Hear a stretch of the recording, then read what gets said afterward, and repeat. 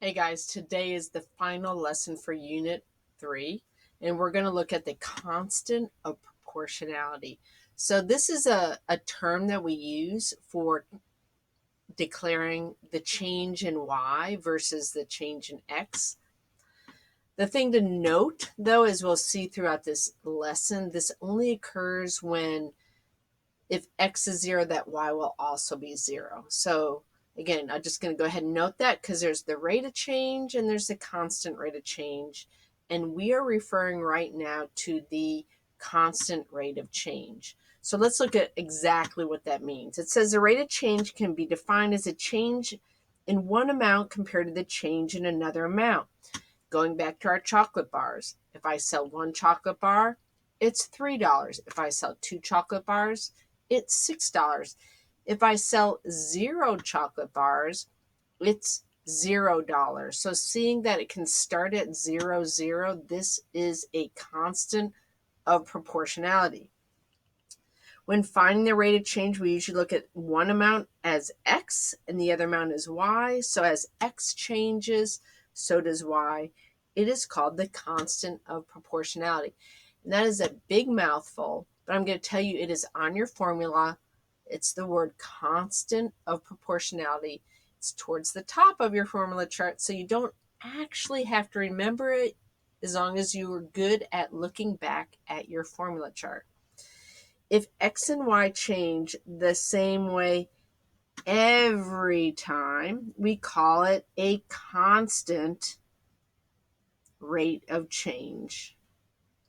The constant rate of change is represented by the letter K. And again, I'm sorry I'm not smart enough to know why, but if you're really curious, maybe you can just go look it up. We can find the rate of change by using this formula. Y divided by x equals k. So if you take your y and you divide it by your x, you'll get your k. But this only works if it's true every time.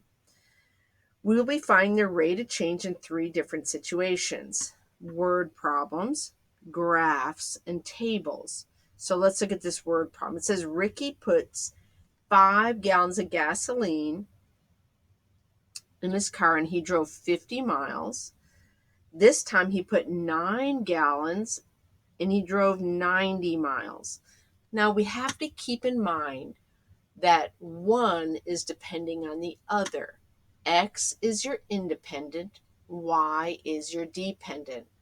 So the number of miles he drives depends on the number of gallons of gasoline he puts in his car. Thus, this must be my X, and the 50 miles would be my Y. And that's important in this equation because if you look at this equation, it's Y divided by X. So it's important that we determine what is the Y and what is the X. So let's see, we have 5 gallons. So that's going to go down below because it's the X. And we have 50 miles. And if we divide 50 by 5, we get 10. Now that doesn't mean that this has a constant of proportionality or a constant rate of change. We need to check it again. So the next one, again, the 9 gallons has to be the X. The miles would be the Y. So this time we have 90 divided by 9. And again, we end up with 10. It is the same number. So the constant of proportionality is 10. And yes, there is a constant of proportionality because there is not always a constant of proportionality. All right, let's look at the next thing. Graphs. Let's look at this graph. Does it start at 0? Yes, it does. It has to start at 0 for there to be a constant of proportionality. So note that. If it started at the 80 or the 160 or the 240, there would not be a constant of proportionality. Is it straight? Yes. It has to be a straight line for there to be a constant of proportionality or a constant rate of change.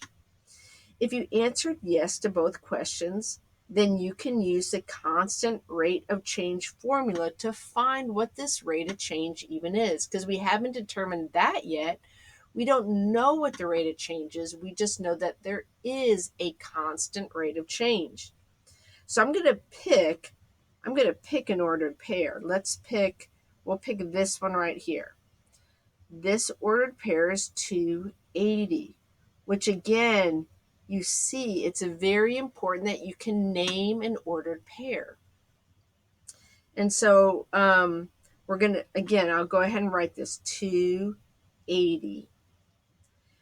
And now we're going to divide the y by the x. So that's going to be 80 divided by 2, which is 40. So the constant rate of change, the constant of proportionality is 40. So this is changing plus 40, plus 40, plus 40, on and on and on. All right, tables. Again, remember that in any table, the first column will be x and the second column will be y. So we're going to check every row to make sure that y divided by x is the same every time. So let's see. 26 divided by 2 is 13. 39 divided by 3 is 13. 78 divided by 6. Well, I don't know what 78 divided by 6 is, so let's go ahead and do some math, okay? So we have 78 divided by 6. Goes into there one time. Bring the 8 down. 13. So that one worked out. So far, check, check, check. 130 divided by 10. Well, I don't know if you know your facts the way I know my facts, but I can easily tell you that this is going to be 13. If not, work it out or use a calculator. 146 divided by 12. Honestly, I have no idea what 146 divided by 12 is, so let's check it out. 146 divided by 12. 12 goes into 1 0 times. 12 goes into 14 once. Subtract. 12 goes into 26 twice. Uh-oh. It's not going to be perfect. So because of this, there is not a constant of proportionality. What is a constant rate of change? There is not. None. There isn't a constant rate of change because the last one didn't work. Now, if this table was just these right here, then yes, we could state that there's a constant rate of change because it was 13 every time.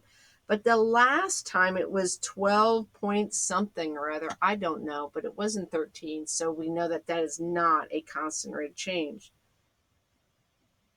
The constant rate of change, and again, I'm just stressing because you need to know, not stressing out, but stressing a point that you need to know that constant rate of change is the same as constant of proportionality. And that word is on your formula chart next to the formula that says y over x equals k. So good luck remembering this. It's really just being willing and patient to take the time to check out each ordered pair to make sure that they are the same, to know whether it is a constant rate of change. I will see you later. Bye-bye.